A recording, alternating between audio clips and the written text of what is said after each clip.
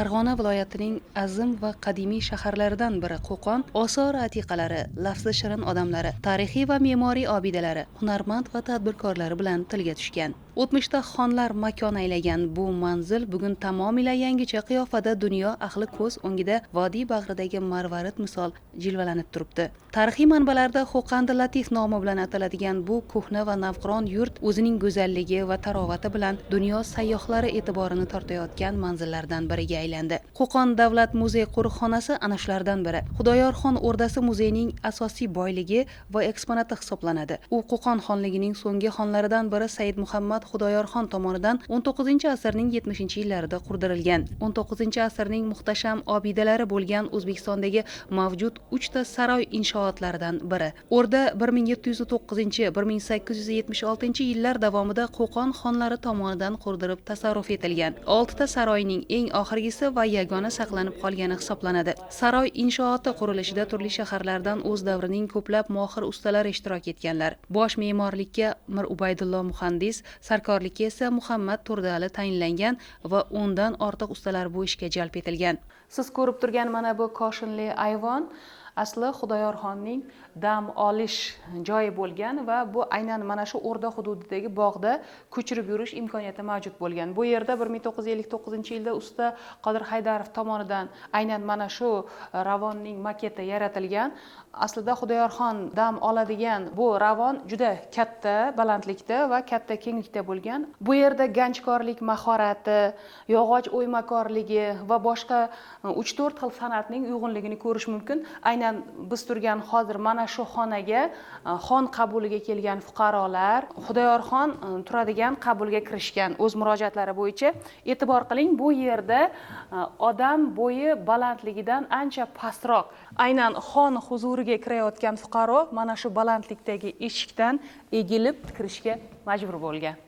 O'rda binosi o'sha davrning yirik saroy inshootlaridan bo'lib, maydoni 18 gektarni tashkil etgan. Atrofi qal'a sifatida baland binolar, devorlar bilan o'ralgan. 1876-yilda Qo'qon shahri Rossiya imperiyasi qo'shini tomonidan egallanib, Qo'qon xonligi tugatildi. Xonlikning Farg'ona vodiysiga kiruvchi hududi Turkiston general gubernatorligining Farg'ona oblastiga aylantirildi. Garnizoni sobiq xon o'rdasiga joylashtirildi. Biroq o'rda binosi o'sha davrda ularning talablariga mos kelmas edi. Shu tufayli o'rda inshootining pastki qismlari buzib tashlanib, o'rniga o'sha davr talabiga mos keladigan qal'a qurildi. O'rdaning saqlanib qolgan qismiga garnizon shtabi, maktab, zobitlar oilalari joylashtirildi. Xon qabulxonasi esa cherkovga aylantirildi. Keyinroq esa ichki saroyning ham katta qismi buzib tashlandi. Bir necha hovli va 114 ta xonadan 19 ta xona saqlanib qoldi. Aynan biz kirgan hozir mana shu xona xonning salomxonasi deb aytilgan. Bu yerda ko'rib turganingizdek, devorlarning pastki qismida mozaika usulida terilgan koshinlar mavjud. Koshinlardagi har bir element, har bir jihat o'sha rishtonlik ustalar tomonidan aynan shu yerga chaqirib kelib, shu yerda pishitilib, aynan devorlarga o'shalar tomonidan mana shunday ishlov berilgan. Mana ko'rib turganingizdek, bu yerda yorqin ranglar va ustalarning mahorati, qo'l mehnati, ko'z nuri aks etib turibdi. Qo'qon xonligi tarixiga nazar tashlanadigan bo'lsa, bu xonlikda 20 dan ortiq xonlar yashab o'tgan va so'nggi xon Xudoyorxon hisoblangan. Xudoyorxon o'rdasidagi ajoyib bir o'ziga xos jihatlardan biri aynan bu o'rda xonning istiqomat va davlat boshqaruvida ishtirok etadigan manzili bo'lgan. Bu yerda aynan xon huzuriga kelgan fuqarolarni, mehmonlarni, davlatga oid masalalarni aynan mana shu xonada hal etgan. Ko'rib turganingizdek, Xudoyorxonning taxti joylashgan bu joyda o'ziga xos bir muqarnaslar bilan bezatilgan va bu keyingi restavratsiya jarayonida undan oldin mana bu yerda juda go'zal naqshinkor gullar bo'lgan. Va 1876-yilda Chor Rossiyasi istilosi davrida aynan Xudoyorxon o'rdasi ularni o'sha ibodat qiladigan cherkov maydoniga aylantirilgan. Va siz ko'rib turgan mana bu joyda ikona o'rnatilgan va ular ibodat qiladigan manzilga aylangan. Siz ko'rib turgan mana bu taxt esa bu ramziy ma'noda taxt aslida bunday shaklda bo'lmagan. Bu o'sha ramziy ma'noda o'rnatib qo'yilgan. Aytingchi, mana shu Xudoyorxon o'rdasi tarixiy obida sifatida davlat muhofazasiga olingandan so'ng qanday bir ta'mirlash, restavratsiya ishlari amalga oshirildi? Bugungi kunda mana shunday qiyofada saqlanishini, turistlar oqimini ko'pligini asosiy mohiyati nimada deb o'ylaysiz? Davlat muhofazasiga mustaqillik dastlabki yillaridan olingan va ayniqsa 2009-2011 yillar davomida Qo'qon shahrida katta o'zgarishlar bo'lib ketdi va shu asnosida Xudoyorxon o'rdasida ham to'liq qayta rekonstruksiya va restavratsiya ishlari olib borilgan va buning natijasida siz ko'rib turganingizdek deyarli katta qismi asl holatda tiklanishga harakat qilingan. Ko'rib turganingizdek xonaning yuqori qismlari, devorlariga e'tibor bersangiz milliy uslubda qayta tiklangan va original qismlardan ham ayrim joylar isbot sifatida tashlab ketilgan. Keyingi yillar davomida endi Xudoyorxonni turizm oqimini markazga aylanishining asosiy sababi bu ramziy bir Farg'ona vodiysi uchun kalit hisoblanadi. Masalan, bu butun dunyo turizmida kuzatiladi. Masalan, Parijda Eyfel minorasi, Rimdagi Kolizey singari Farg'ona vodiysi uchun asosiy durdona bu Xudoyorxon o'rdasi hisoblanadi. Aslida Qo'qon shahrida xonlar qurdirgan 7 ta saroy bo'lgan, afsuski ulardan faqat Xudoyorxon o'rdasigina bizgacha qisman yetib keldi xolos. Va hozirgi kunda endi Xudoyorxon o'rdasi asosiy tashrifchilarni birinchi manzilgohiga aylangan, darvozaga aylangan Farg'ona vodiysini turizmi uchun. Shuning uchun ham turizm oqimi yildan yilga o'sib bormoqda. Ayniqsa Yevropa davlatlari, Fransiya, Angliya, Ispaniya, Italiya davlatlari, Germaniyadan oxirgi paytda sayyohlar oqimi ortib bormoqda.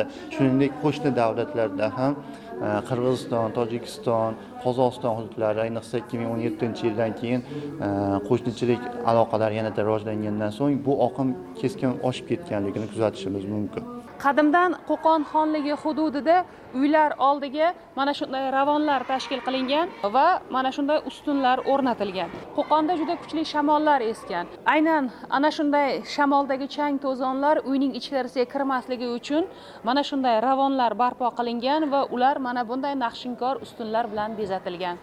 Chor hukumati istilosi davrida hunarmandlarning mahsulotlari ustalar tomonidan yaratilgan amaliy san'at asarlari, noyob qurollar talon-toroj qilingan. 1925-yilda muzey tashkil etildi. 1959-yili muzeyga Qo'qon shahar o'lkashunoslik muzeyi maqomi berildi. O'zbekiston Respublikasi Prezidenti Shavkat Mirziyoyevning 2018-yil 19-dekabrdagi moddiy madaniy meros obyektlarini muhofaza qilish sohasidagi faoliyatni tubdan takomillashtirish chora-tadbirlari to'g'risidagi qaroriga asosan muzeyga Qo'qon Davlat muzey qo'riqxonasi nomi berildi. Xudoyorxon o'rdasi namoyishgohi 5 ta bo'limdan iborat bo'lib, Farg'ona vodiysi jahon sivilizatsiyasi beshiklaridan biri bo'lganligini namoyish etuvchi o'ziga xos durdonadir. San'at bo'limida Buyuk Ipak yo'li orqali kirib kelgan noyob osor atiqalar o'rin egallagan. Eron, Xitoy, Yapon va Hind ustalari tomonidan yasalgan nodir buyumlar fikrimiz dalilidir. Sizlarda Qo'qon shahrida ko'rib turganimdan juda xursandman. Biz bilamiz, vodiyda Qo'qon shahri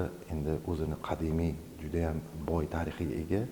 Vodiyda mana 3 ta viloyatimizda 3 ta katta shahar, Farg'ona, Andijon, Namangan shaharlari bo'lsa, men Qo'qon shahrini tarixiy markaz deb bilaman va albatta Qo'qonniki bu emas. Bu narsani tushunib yetishimiz kerak. Hamma farg'onaliklar, namanganliklar, andijonliklar hammasi Qo'qon bu bizniki degan gap bo'lishi shart biz uchun. Bu juda zarur narsa. Tizimimizda 11 ta muzey bor. Bu 11 ta muzey yo'nalishlari bo'yicha, mana xonni saroylari, Xudoyorxonni saroylari, bu yerda Said Umarxonning katta jami masjidlari va amaliy san'at muzeyi, zamonaviy san'at muzeyi, Yevropa arxitekturasiga tegishli muzeylar va adabiyot muzeyimiz. Bu juda ham Qo'qonni ko'rki bo'lgan. Agar bizni yoshlar shu bir marta shetga kelib, bir marta kichkinaligida, yoshligida bitta ko'rib ketgandan keyin albatta bir necha bor yana izlab kelishadi bu yerda. Bu nima hissini beradi? Bular yagonalik, yaxlitlik hissini beradi. Bu biz uchun O'zbekiston hozirgi 3-renessansda oldida turgan O'zbekiston uchun bu nihoyatda zarur vazifa hisoblanadi. Bizning xalqimiz nafaqat vodiyda, umuman O'zbekistonning xalqi juda ham ko'p bir-biri bilan yaqindan tanishib, biz bittaligimizni, biz bitta xalq, bitta millatligimiz, bitta davlatligimizni sezish uchun eng kuchli kuch bu mana shu muzeylar bo'ladi.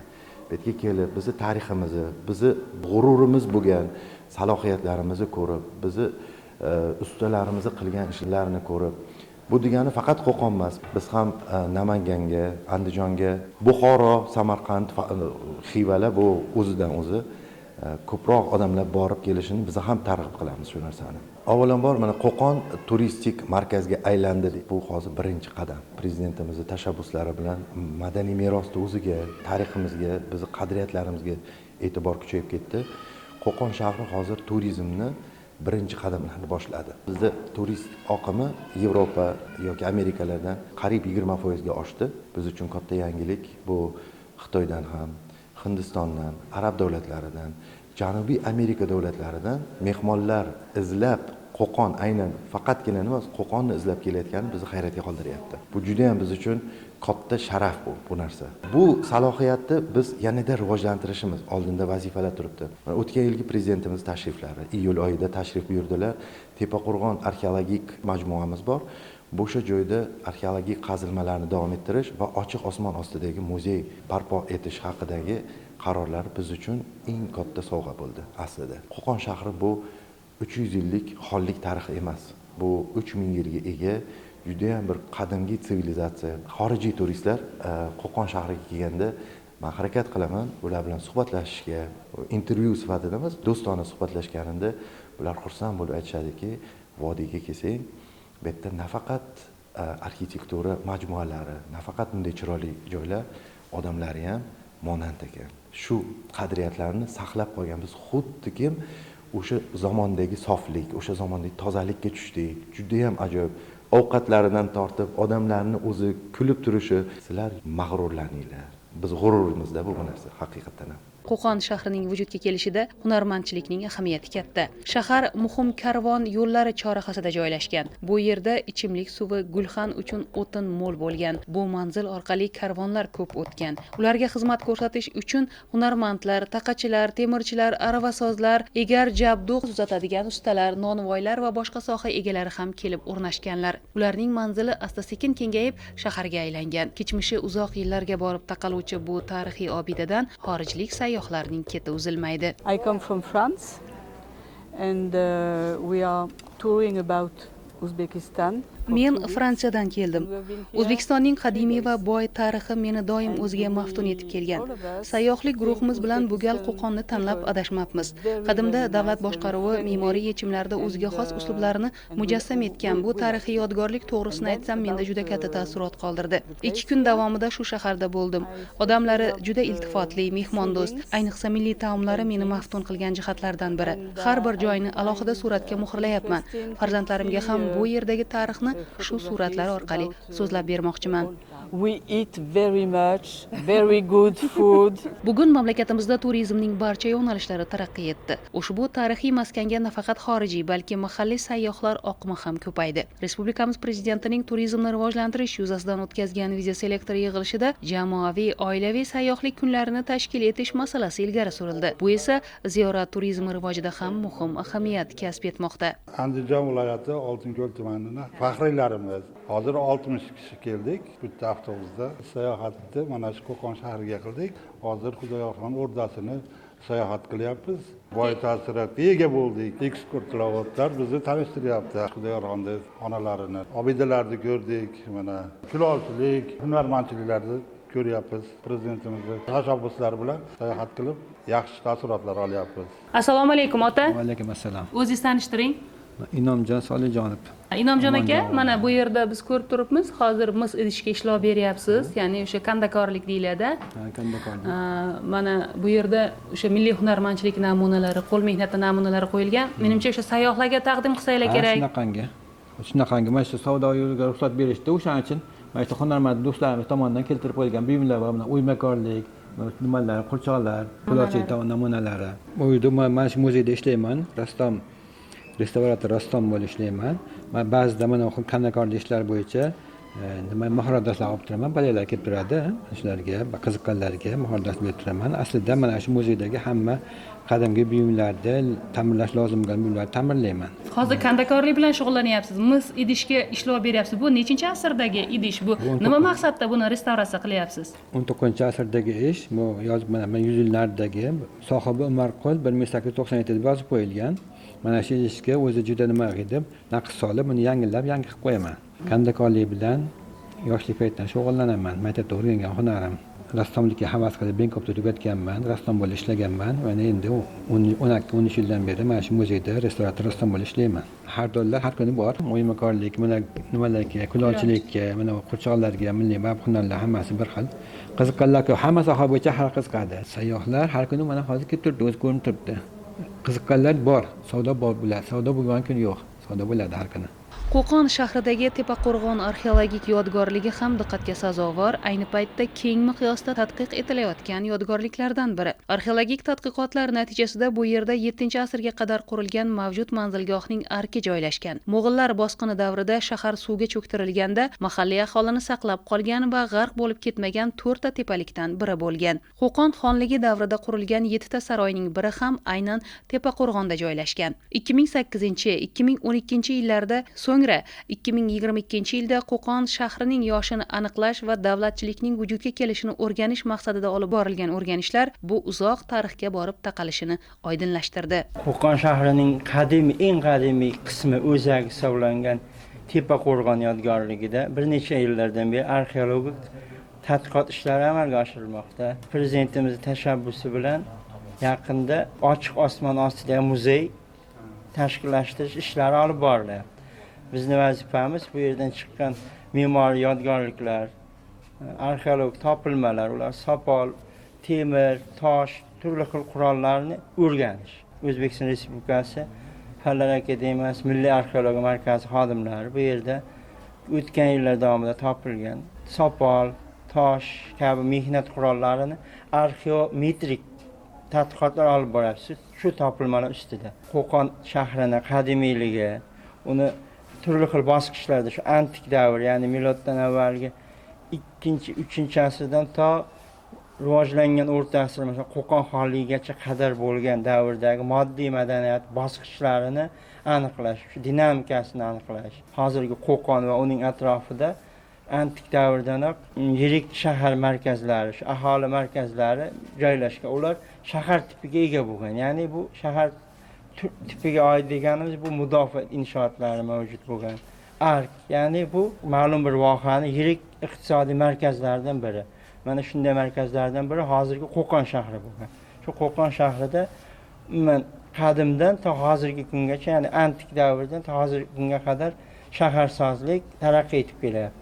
Xonlik davrida shu Farg'ona vodiysi, uning atroflarida yirik hududlarning markazi bo'lgan. Yirik iqtisodiy markaz hisoblangan, ya'ni hunarmandchilik markazi. Bu o'z-o'zidan siyosiy markaz bo'lishga da'vogarlik qilgan. Ya'ni bu degani Qo'qon shahri, uning atrofidagi yodgorliklar, shu yerda yashagan aholi antik davrdan o'rta asrlarga qadar vodiyning bir qismidagi yirik siyosiy markazlardan biri bo'lgan. Buyuk Ipak yo'lini tarmog'i o'tgan. Buni bir isbot sifatida mana bu topilmalarimiz Qo'qon shahrini Farg'onaning qadimiy markazlaridan biri ekanligini isbotlaydi. Ma'lumki, arxeologik tadqiqotlarda eng ko'p uchraydigan topilma bu sopol idishlar hisoblanadi. Ya'ni saqlanish darajasi yuqori bo'lgani uchun ko'proq yetib keladi.